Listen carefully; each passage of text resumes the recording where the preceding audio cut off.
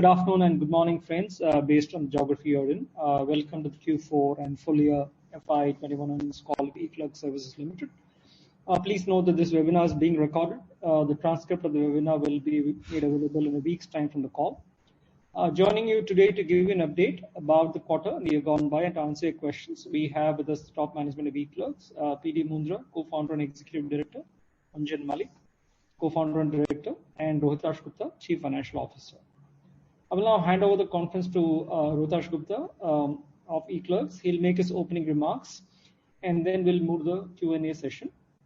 As far as the Q&A session is concerned, I'll let you know the rules as we start that particular session. Over to you, Rohitash, and the standard safe harbor clause applies for all comments and discussions made during this call today.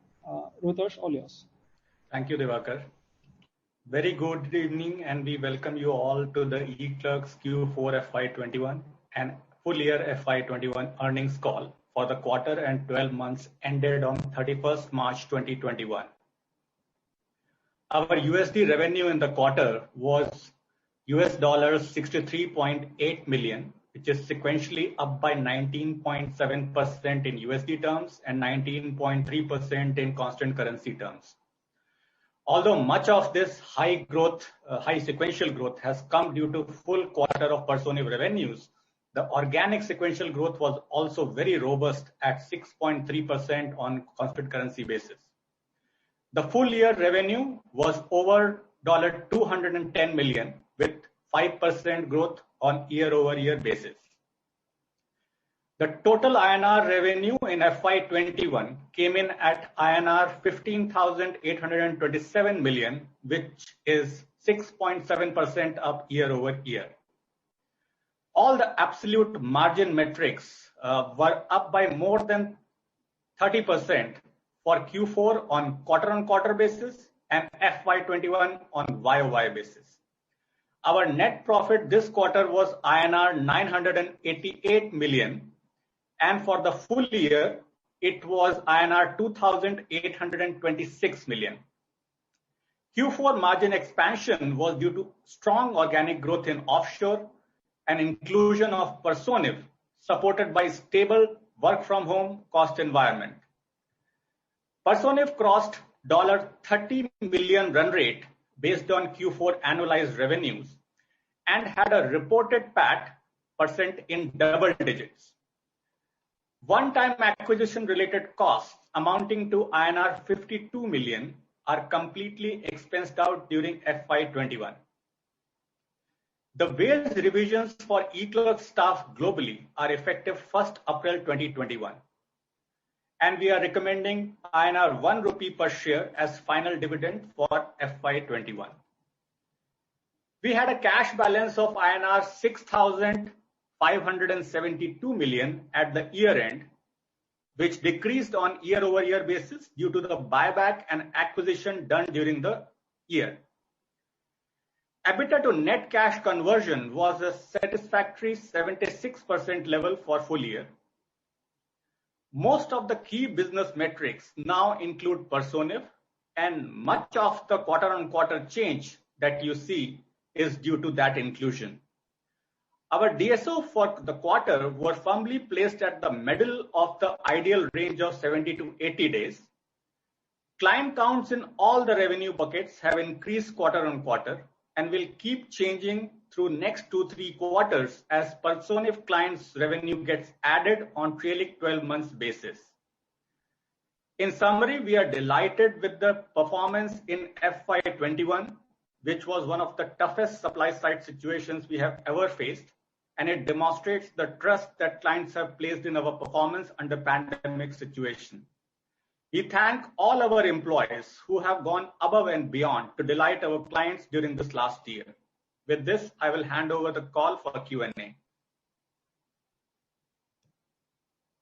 Thank you, Rohitash, for the opening remarks. We'll now start the Q&A session. If you have a question, please raise your hand. I will unmute you, and then you can go ahead with the question. As usual, please limit yourself to 2 per participant in the first round, and if there are follow-on questions, you can come back in the queue again. If you have a question, please raise your hand, and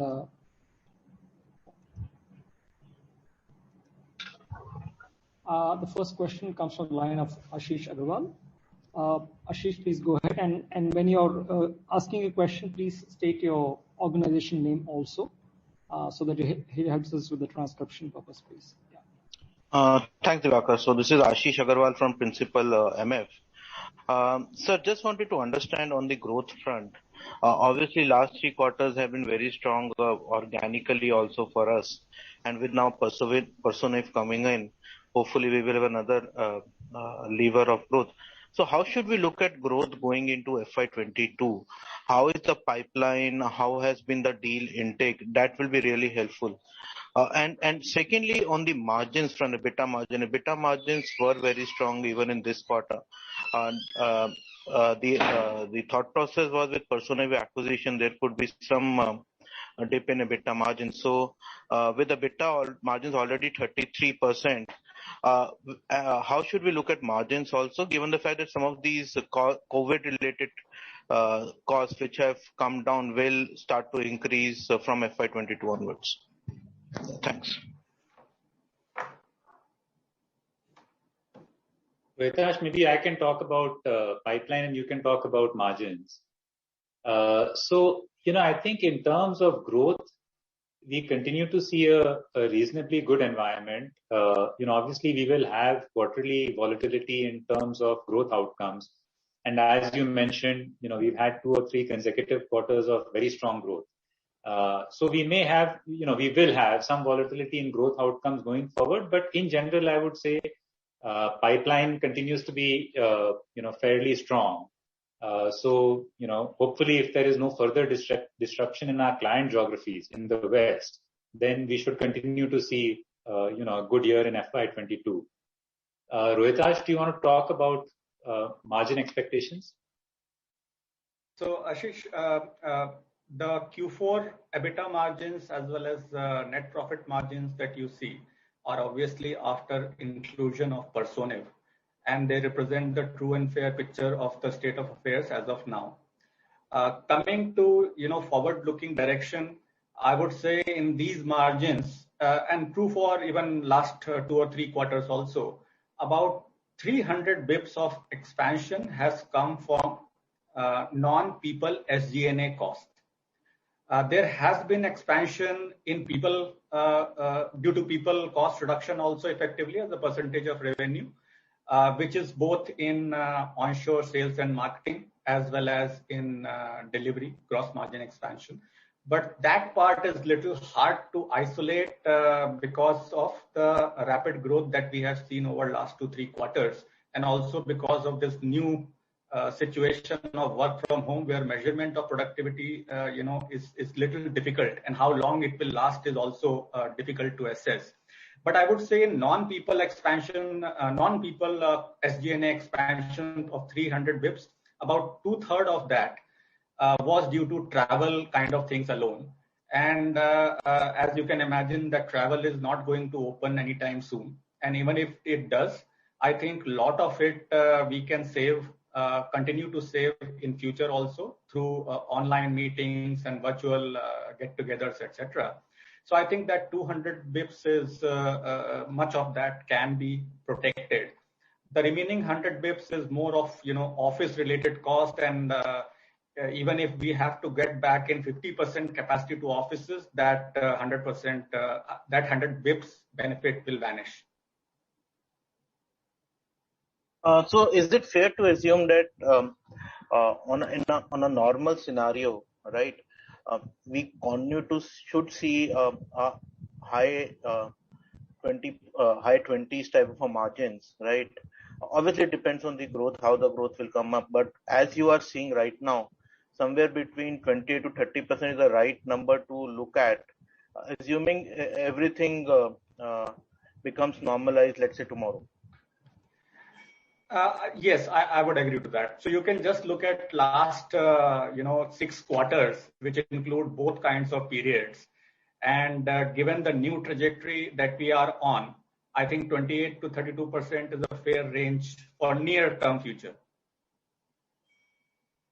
Got it. And on the growth front, this is for PD sir. Sir, just wanted to understand that the pipeline remains strong.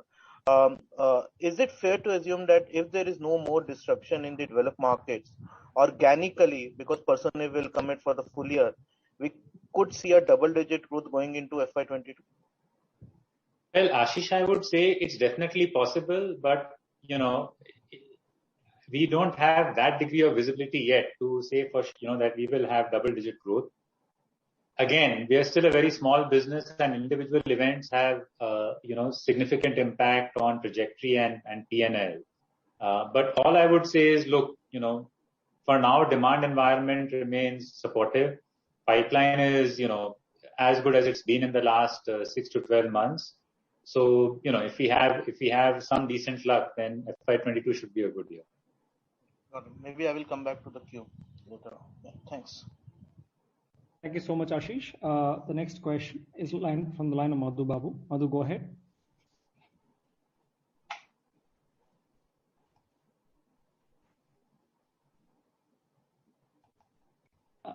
Madhu, I've unmuted your line. Can you go ahead? Unmute yourself and go. Yeah, hi, sir. In terms of Personiv acquisition, how do you see the synergies and cross-sell playing out next year in terms of growth? And going up by our track record, we used to do buyback every year, but now that we have got one tuck-in acquisition, so would we look at more tuck-in acquisitions to start growth acceleration as a more focus area from here on? Thanks. Yeah, so Rohitash, perhaps I can take those. So in terms of Personiv, you're right, Madhu, that I think one of the first areas that we're collaborating with them on is around revenue synergies and cross-selling. And I would say, probably our business and their business is closer together than was the case with CLX. And therefore, it's potentially easier to find cross-selling opportunities. So, although it's only been sort of, 5 or 6 months since the deal closed, I would say there is at least one large win that they had where we collaborated with them on. And there are 2 or 3 proposals that the two companies have made jointly, for which the decision is expected in the next few weeks and months. So, from that perspective, because we share the same geography for clients, primarily the US, the services are closer together. The delivery centers in India and Manila, in that sense, are thematically closer than was the case with CLX. The ability to exploit revenue synergies is easier for Personiv. On your second question about buybacks and acquisitions, we don't see those things as mutually exclusive because, the business has a lot of cash on the balance sheet and, continues to generate cash. So I think, given the right opportunities, we can probably pursue both as we did in FY21. From an acquisition perspective, obviously it's about finding the right fit, the right asset, and, the economics of the deal have to work. So, it's not something where the stars align frequently, but if we were to find something that was suitable, we still have the appetite, and the balance sheet to go ahead and pursue it. Anjan, I don't know if you want to add something, on either of those 2 topics.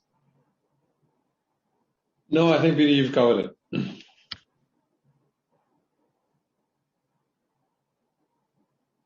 Madhu, do you have an add-on?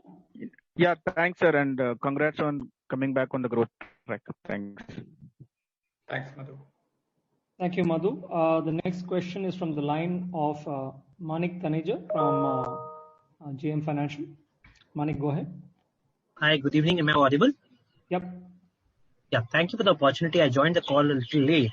Just wanted to understand your outlook for the future. I know you don't provide any formal revenue guidance, but just wanted to understand some of the qualitative trends that you're seeing across the different facets of your business, in terms of financial services, the customer care business, and the digital business. Thank you. Anjan, why don't you start and then, maybe I can chime in to add if anything is required. Hey, Manik. Okay, so I think we've seen, we started this journey we've talked about a couple of years ago where we were trying to channel our energies into a few service areas in which we felt that we had an excellent reputation. We had a very high quality offering. So this was wrapping analytics, automation, platforms, etc., around specific service areas.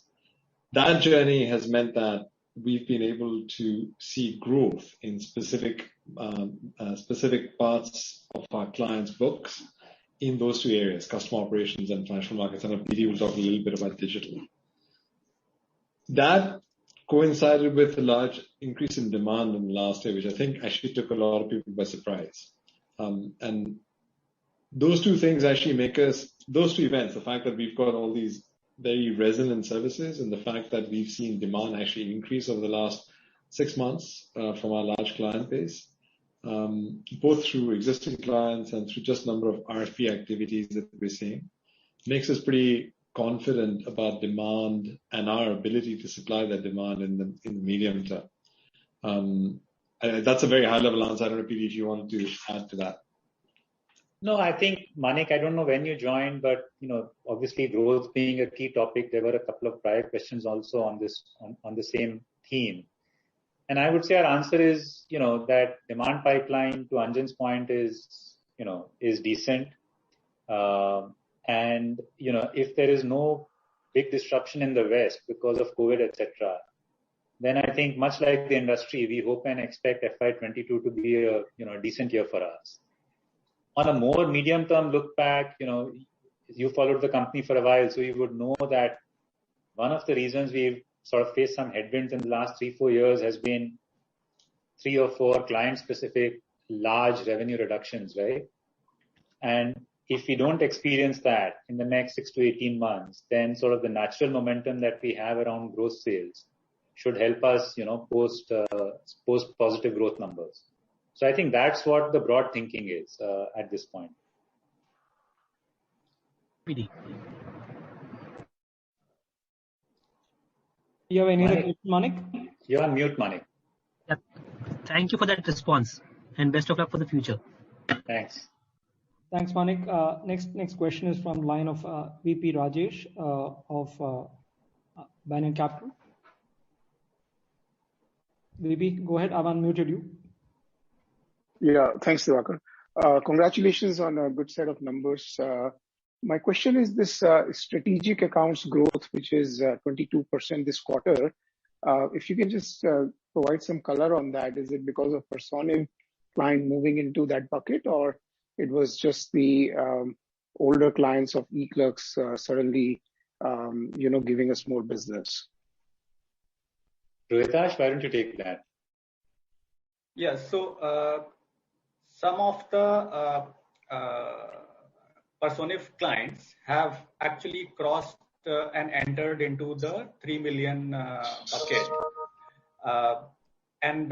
So that's one point. In terms of our native top accounts, we have seen, which is basically top 10 eClerx native accounts ex Personiv, we have seen growth in majority of them on year-over-year basis. There have been few minor declines also because of tactical either short-term roll-offs or otherwise, but majority of them have shown growth. And Rohitash, what is the growth for those clients? Sorry, you mean the service area or? Well, no, I mean the native eClerx clients you were referring to. So, for example, there has been there has been very good growth in a couple of the customer operations client. One because of Fayetteville business growing for some of them, and some it was offshore digital care type of business that grew rapidly. So some of those large opportunities in those existing top 10 clients have created momentum increase on YOY basis. Also, please remember that when you see the YOY growth, last Q4 of FY20 was somewhat unusual because of last 10 to 15 days of productivity loss and revenue loss. So some bit of jump may be artificial in that. Right. So what would you say is the quarter-over-quarter growth for those native eClerx clients? Give me a time. Do you have any other question? I can just pull it up. Yeah, sure. And my other question was that on the supply side, our attrition has gone up, and if you can just comment on what is the situation, because for all the other IT companies, we hear that supply is very tight. So are we also facing that, or that's not impacting the outsourcing industry? So maybe I can take that. I think for us it's a little bit more nuanced. Attrition has gone up, partly because during the main months of the pandemic last year, attrition was very, very low for us. So I'm sure there is some degree of pent up adjustment that's happening there. But in terms of onboarding new talent, I would say it depends on the area. For the majority of work we do, I think we are able to find the skill sets we need with the same lead time and more or less at the same cost levels as we were in prior quarters. I think it's only if you're looking for some niche skills or very specialized talent that there is more constraints in the talent market, and it takes longer. The counterpoint to that is, at least currently in this work from home configuration, we can hire from anywhere in India. It doesn't necessarily need to be restricted to Bombay, Pune, Chandigarh, because, everybody is working from home anyway. So it's less relevant which city the person is working from, as long as they have good infrastructure. So that helps a little bit in addressing, short-term talent constraints. But I would say it's not a broad concern across the board, maybe in certain niche areas. Rohitash, maybe you have the answer to the prior question. Yeah, so VP, so even on organic basis, the Q&Q growth, my comment holds good, which is that on Q&Q basis, majority of the top 10 clients, out of which obviously, as you noted, some are personnel related now for the quarter, but even remaining clients, majority of them saw Q&Q growth as well as YOY growth. Okay. All right. Great. Thank you guys and all the best. Thank you, VP. The next question is from the line of Sandeep Shah. Sandeep, I've unmuted your line. You can go ahead. Yeah. Hi. Can you hear me, Diwakar? Yeah. I can hear you. Yeah. Congratulations on a very excellent set of numbers. PD, just on your comment, if we exclude the personnel and look at the organic growth entering into FY22, when one of the previous question asked whether we can achieve a double digit, you said not sure. But if I look at the Q4 run rate and do the annualized growth, itself gives you a growth of 12%. So why the confidence is not higher that FY22 actually could be even close to mid-teen or higher than that on an organic basis as well? So what are the issues which takes you backstep to remain bullish on the business? No, I think, Sandeep, the question is what is the baseline you're comparing with when you say double-digit growth? If you're going to compare accrued versus accrued, then I think your point is correct. The mathematics itself would suggest that, doing double-digit growth is well within reach just because of how depressed each one was last year. If on the other hand, you're taking Q4 exit and then sort of looking at incremental quarter-on-quarter growth on that through the year, then, things are not as clear. So I guess if you're doing an accrued FY22 versus FY21 compare, then the baseline, the base effect itself makes it much easier to hit that double digit and teens number. Okay. So that's where your comment is, the volatility in growth may be there in the coming quarters. Yeah. So, I think we've had 2 quarters of, between 4 and 6% quarter-on-quarter sequential growth organically. So, that's clearly an outlier, right? In terms of consecutive quarters, I would not want to set the expectation that FY22 will see 3 or 4 quarters like that. We'll have ups and downs during the quarter, but on the whole, I think we should have a good year. Okay. And earlier we had a comment in terms of the business which gets out through leakage generally tends to be $15-20 million per annum versus new business which we add is close to $40-50 million. So any update or status where you believe if client specific issues are not there, whether any change in this kind of a matrix if we have to include personnel now into this? Rohitash, do you want to take that? Yeah, so Sandeep, I just wanted to set the context on your comment. So you're right that historically till FY20, we had roughly around 40-50 million of new sales in a year and 30-40 million of roll-off. So it was a fairly high number for roll-offs. only during FY21, our roll-off level came down to a much lower number than that 30-40 million. How long that state will continue in FY23, that's a little bit unpredictable. But as of now, we still see low level of roll-offs at this moment. Any other question you had on this? Sorry, I missed that. Yeah. So whether that number changed with if you have to include personnel now, which would be for the full year of FY20. So personnel business has a lot of concentration, as you could probably decipher from the numbers, and the large clients have been there for almost a decade or more, and quite sticky. Obviously, their clients' business may itself be going through transformation, and some of that may bring some churn. But most of the projects in those top clients or concentrated clients are very, very annuity based and long term, or have been so up until now. Okay. If I can squeeze one more on margins, Rohitash, you commented about the 300 bits. So 200 bits was slightly clear. Can you repeat what you meant to say about the balance 100 bits, which was the saving in this year? Yeah, so 300 bits is the non-people related cost savings.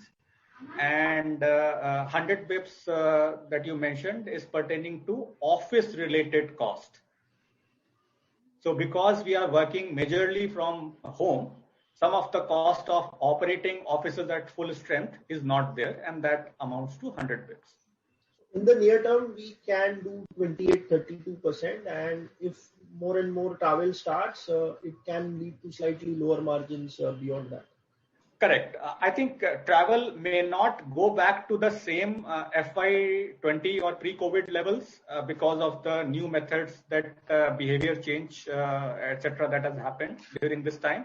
But you are right, it can depress the margin from the current level in percentage terms. Okay, I will come in the follow-up. Thanks. Thank you, Sandeep. If there are any other questions from the participants, please raise your hand.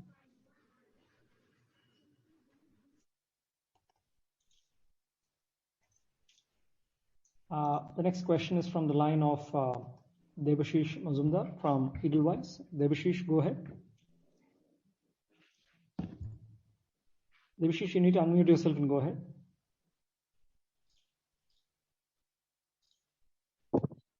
Hello, am I audible? Yep. Yeah. Thank you very much for taking my question. I have some question around qualitative understanding around the BFSI, digital, and the telecommunication and media segment-wise growth that you have already. You have answered that question to some extent. But if you can add some little bit more color on that, one of your competition has said very high about the BFSI, especially the mortgage market growth in US because of the low rates.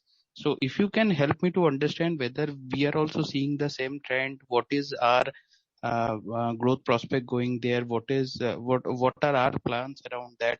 Or it's that for our case, mainly the digital is driving the growth. If you can help me with that. Anjan, do you want to respond? Yeah, I mean, I think the mortgage business that Firstsource is focused on, I guess, is a bit different from the kind of financial services that companies like us or we are focused on, as you know. Our bread and butter in the financial market space is in what we call institutional sales and trading primarily. So that business is driven by a different set of demographics. And of course, it's seen growth, but not of the type that we have seen that somebody like FSL would have seen in mortgages, also because it was coming off a very low base. Right? So if you look at the performance of a markets business, it's actually been very steadily upwards over the last 12 to 18 months, both through growth in existing clients and through acquisition of new clients. If you look at the customer operations business, we have seen a large amount of growth, which has been driven again by what we call digital care, which is effectively customer support in various formats. So whether it's voice or chat or social media and in and around those activities. So we've seen a fair amount of growth in that area. And in the digital space, I think a lot of our growth has come from things of the nature of analytics, where we're doing more and more front to back analytics for the marketing organizations and our clients. It's coming from actually, interestingly, growth in technology services, things like RPA and bits of machine learning. And also in content development. So CGI has been a growth area for us. And of course, marketing automation, which has been our bread and butter, continues to see growth. So I think we've seen a fair amount of demand across our book of services. And the point that I was trying to get to earlier is that I think a lot of it is a function of the fact that the areas in which we have invested are all areas that have seen demand growth over the last 12 months. Understood. One last question. If I see the pipeline, which you are saying is decent for us, this is tilted towards which part of the business, if you can help me with that? Actually, Debashish, sorry, go on, Anjan. No, I think if you look at for example, if you look at our pipeline data,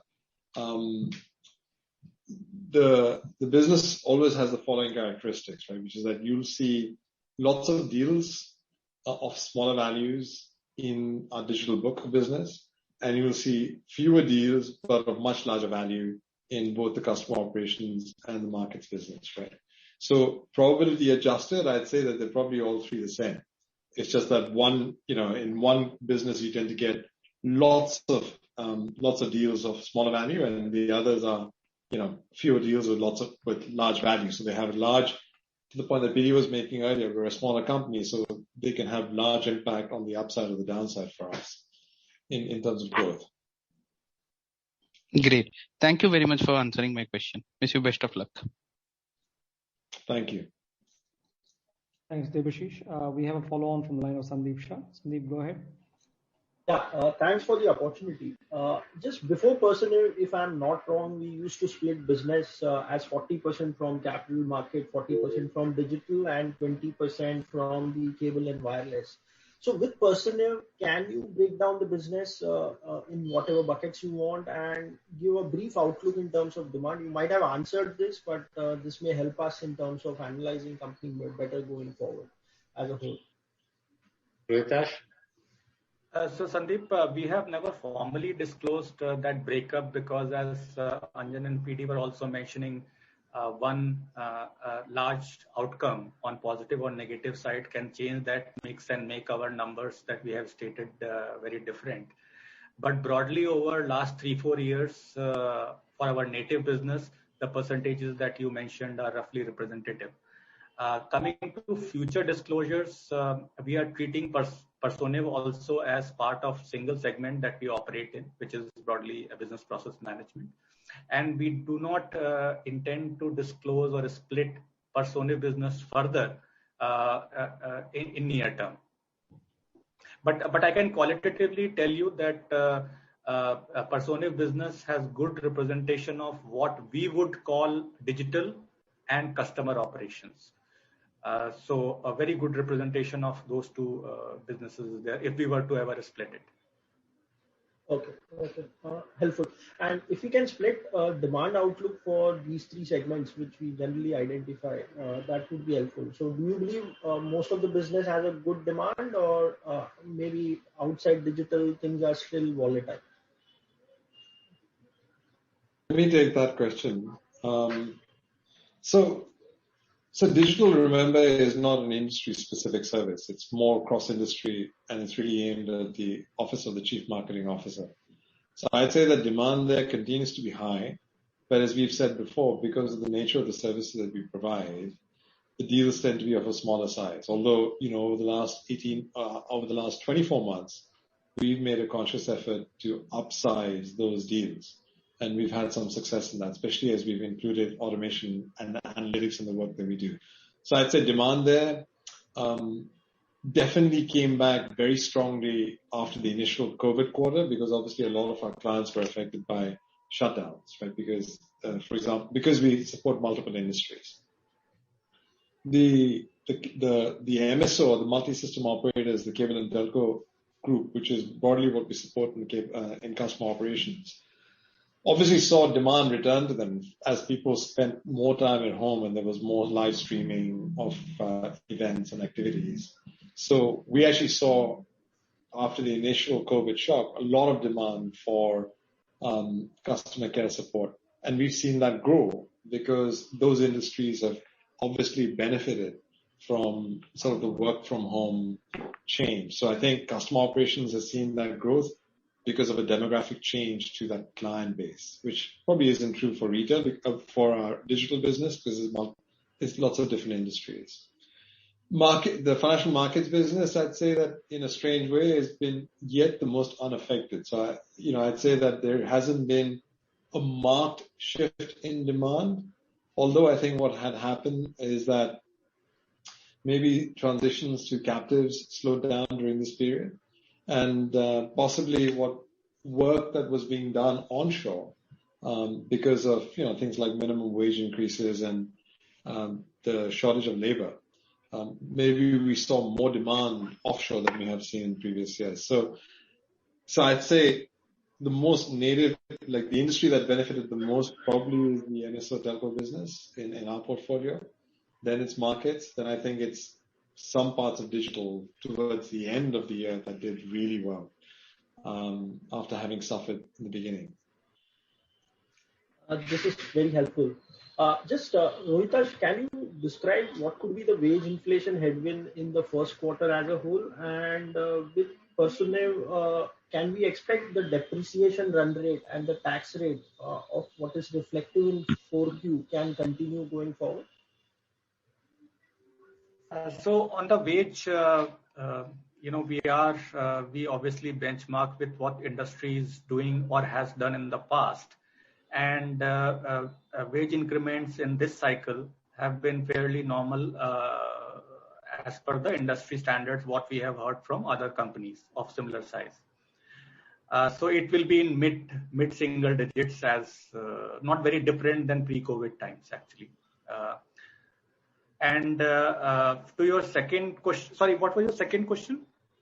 With personnel, the depreciation and the tax rate can continue at 4Q level.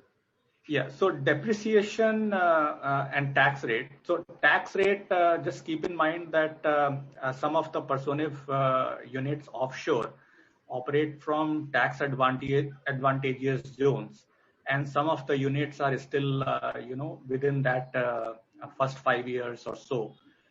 So slowly the tax rates may increase, maybe after a year or so. And it will gravitate towards the normal no SEZ benefit, the kind of tax rate that's prevailing in India now, and which applies to other e-clerks business in India. On the depreciation, the situation is little fluid. In February, March, we thought that the capex cycle is over, but because of second COVID wave and some bit of growth and headcount in our India businesses, we have to buy a lot of capex and laptops, etc., and that will reflect in added depreciation. But if you look, beyond a quarter or two, if you look little medium-term picture, I think the depreciation is a fair representation that you see in Q4. We will get some benefit in Q1 because of the new reset of WDV. So the additional capex depreciation may get offset by that.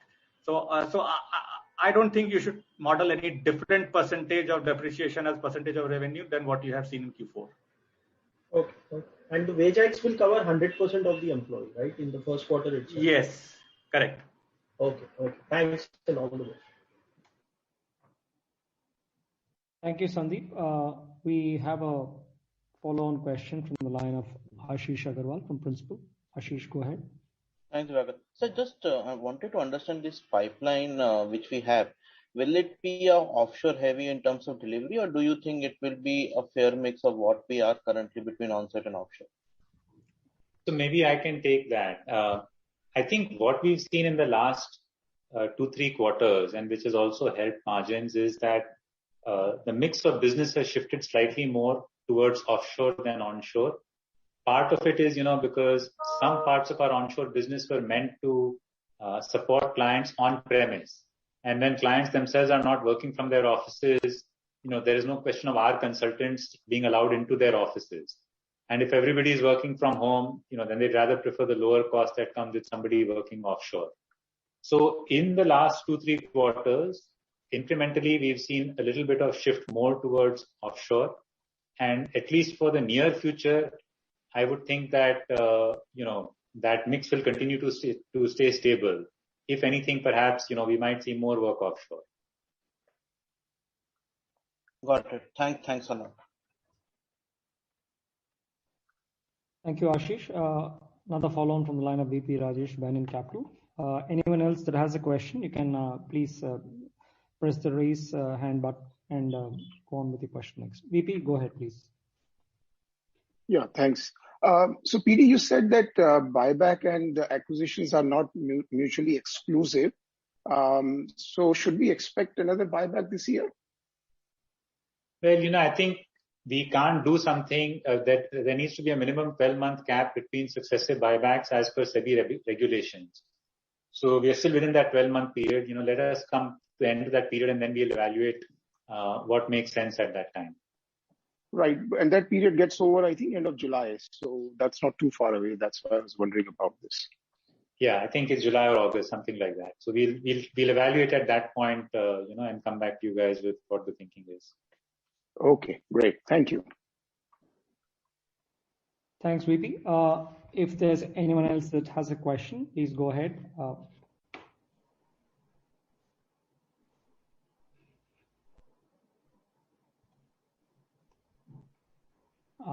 We have a question from the line of Ruchi Burde. Ruchi, go ahead.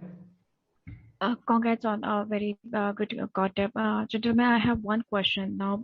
With the change in the on-site offshore business mix, could you help us understand how the state of operation looks like at our on-site location in terms of utilization and the profitability scenario there?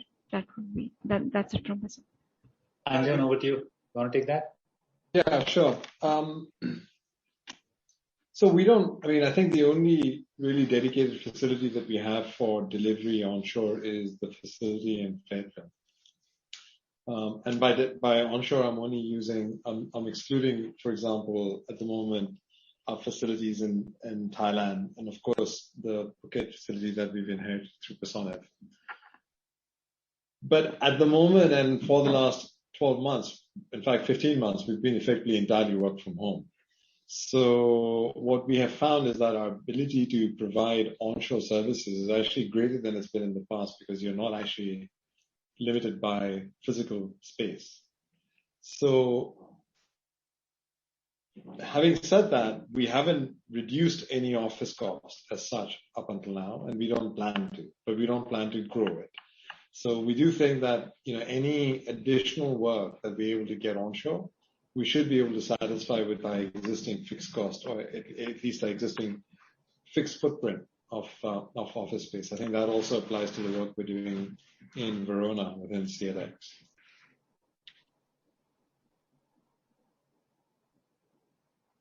Would that be all, Ruchi? I'll move on to the next question then.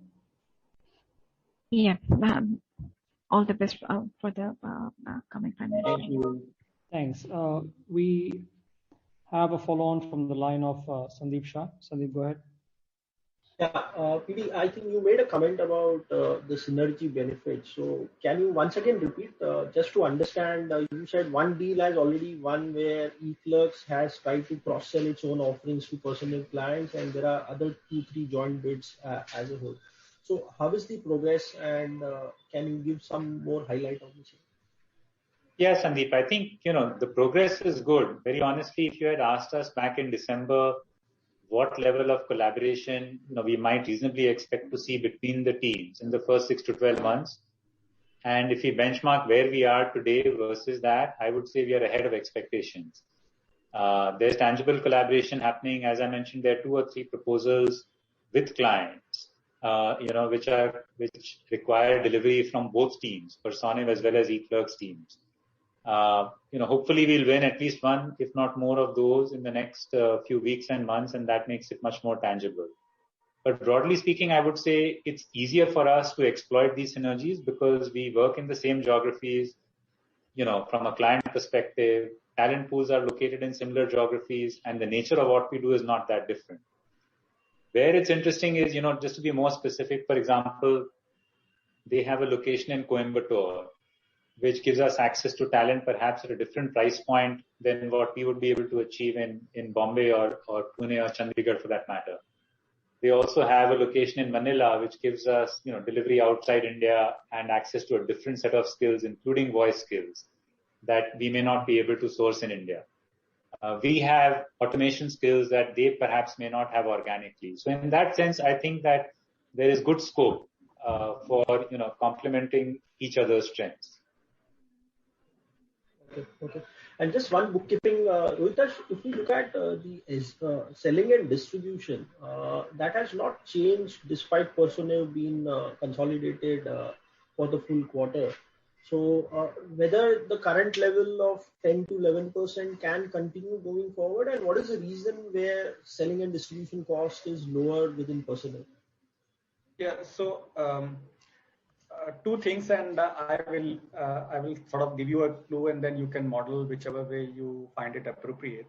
So basically, Personav onshore BD team is just a few people, probably 5 or 6, and their cost has been added. Having said that, there has been a compensating factor in Q4 because our native business development team's variable pay was already caught up for the full YTD in Q3. So Q3 onshore variable pay was already caught up for 9 months. So basically that provided some QOQ cushion in Q4 to absorb some of that Personav BD cost of 4 or 5 people. So basically, if you take H2, probably, but that will have Personav only for 1 quarter. So basically, if you take percentages, average percentage for both the quarters, probably it will be better representation. Okay. So just a clarification, you said variable pay in the December quarter included for all the 4 quarters. So I didn't get it clearly. So basically, as you know, H1 was quite depressed, especially Q1, and we were not expecting this amount of high growth towards the end of the year. And many of these bonuses or variable pay is basically linked to, at least for this year, it was linked to H2 performance. So basically, we had to guesstimate how the Q3 and Q4 will turn out way back in Q1 and Q2. So we ended up underestimating. By Q3, the picture became clear. So we caught up for the 9 months of accrual for the full year bonuses already in December. And that's why Q4, that depression came. Okay. Thanks.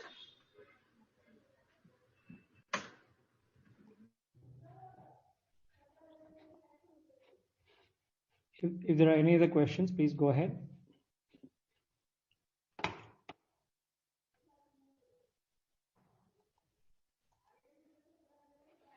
Since there are no further questions, I'll hand it back to our PD for his closing comments.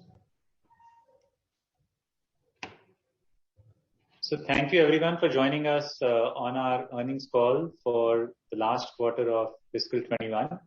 And we look forward to connecting again on our Q1 results in the July-August timeframe. Thank you. Thank you. Thanks everyone, and stay safe.